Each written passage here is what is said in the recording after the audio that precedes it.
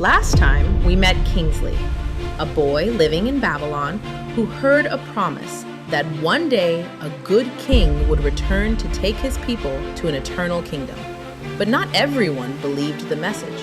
In the last chapter, Kingsley begins to live differently. While his friends laugh and call him crazy, Kingsley chooses to prepare for the king's coming. Alone with only his book and his prayers, he learns what it means to keep faith when no one else does. Has Kingsley gone mad, talking about his burden that no one else can see? Or has he discovered a truth worth holding on to? Let's find out. Join me for Chapter 3 in Journey to the Eternal Kingdom. Journey to the Eternal Kingdom. A Young Christian's Pilgrimage. Chapter 3. The Burden Gets Heavier. Kingsley was uncertain of what to do next. He didn't want to start out on his own, but he woke up that morning with a heavy feeling in his heart and a burden on his back. It was always there, but it hadn't felt quite so heavy the night before. Today, it felt as if he could hardly walk with how heavy it had become. A little girl about Kingsley's age had been standing nearby, listening to all that had happened between Kingsley and his so-called friends. Her name was Kaylee. She felt sorry for the way the boys treated him. She didn't like how he was teased so much. Kaylee had always been kind to him, so Kingsley was happy to see her as he walked away, head down. Kaylee stopped to give Kingsley a gentle word. "Why are you crying again today, Kingsley?" she asked, but she continued without waiting for a reply. "Maybe you shouldn't listen to those missionary strangers so much if it's always going to make you so unhappy." Kingsley didn't know what to say. He stood there, sniffling and holding back his tears. "Come," Kaylee said. "let's go play in the fields, lie in the sun, and pick some flowers to take home to our parents." Kingsley knew his father wouldn't care about flowers, but it felt so nice to be spoken to kindly for a change, so he nodded and followed her to the field to play. After walking in silence for a while, Kingsley said quietly, "I must go to the king, you know. There's a burden on my back, and only the king can remove it for me." Kaylee looked at him as if he had lost his mind. "I think you've had too much sun, Kingsley. If you're imagining things like that," she said. "I don't see any burden on your back." "I know you can't see it," Kingsley replied.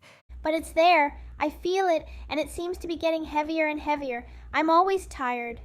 Kaylee looked at him as if he had grown two heads, but she stayed with him anyway because she still felt sorry for him. So the children stayed in the field and played happily for a while. That afternoon, Kingsley was walking home, feeling not quite as sad, but still not very happy. It seemed as though the burden had grown even heavier. He felt guilty for not beginning his journey that day, but he still didn't have the courage to start on his own. "I wish I wasn't always so afraid," he thought. "Maybe I'll start my journey tomorrow," he whispered to himself, though deep down he wasn't really convinced that he would. The next day, Kingsley waited around hoping to play with Kaylee again, but she was busy at home and didn't show up. He did his best to avoid his friends, who now only teased him for always being so sad and different from them. Eventually, he wandered off to the fields alone, hoping that maybe Kaylee would show up. Lost in thought, Kingsley didn't hear the footsteps behind him until they were close. It was the missionary, Preacher, returning to Babylon. Seeing the lonely boy in the field, he turned aside to speak to him. Kingsley turned around, startled.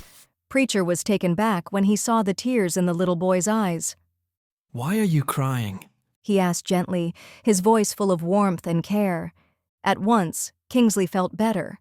The sound of Preacher's voice and the kind look in his eyes comforted his bruised soul.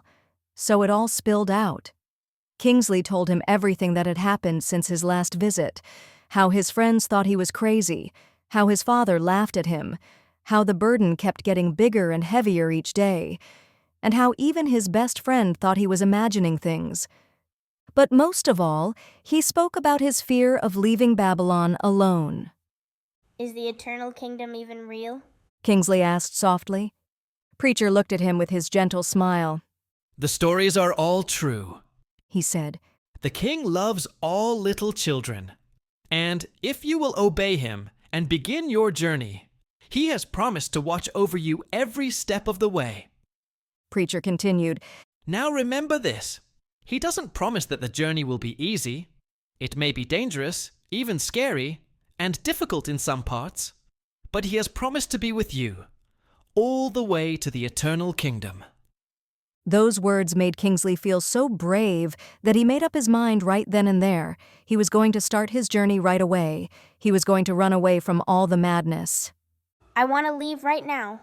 Kingsley said firmly. I'm afraid if I wait any longer, I'll lose my courage again. But I don't know which way to start.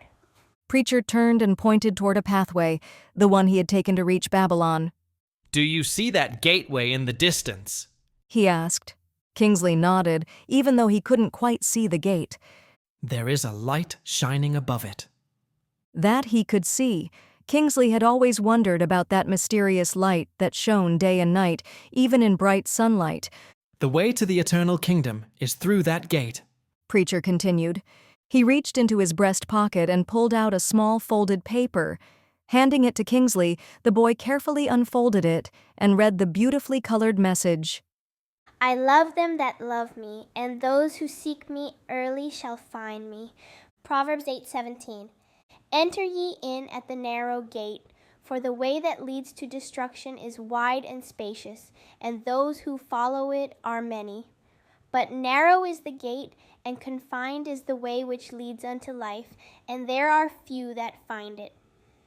Matthew 7:13-14. Is this the king's promise to little children? Kingsley asked in awe, his voice hushed. Yes, it is, Replied Preacher. So don't cry anymore. Go quickly before you change your mind. Go through the gate and knock on the door. One of the king's servants will open it and let you in. Once inside, he'll tell you where to go from there. With a brave smile, a grateful heart, and a nod of his head, Kingsley was off, this time not looking left or right, but heading straight for the gate.